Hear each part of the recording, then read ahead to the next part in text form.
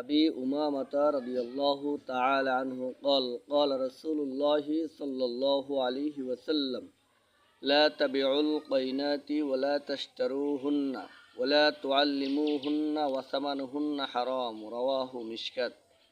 হযরত আবু উমামা রাদিয়াল্লাহু তাআলা আনহু থেকে বর্ণিত, তিনি বলেন রাসূলুল্লাহ সাল্লাল্লাহু আলাইহি ওয়াসাল্লাম বলেছেন, তোমরা নর্তকীদেরকে বিক্রয় করো না এবং তাদের ক্রয় করো না, তাদের গান বাজনা শিখিয়ে দিও না, কারণ তাদের উপার্জন হারাম।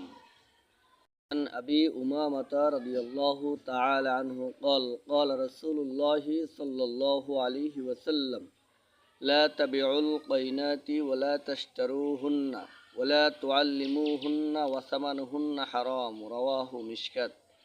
হযরত আবু উমামা রাদিয়াল্লাহু তাআলা আনহু থেকে বর্ণিত, তিনি বলেন রাসূলুল্লাহ সাল্লাল্লাহু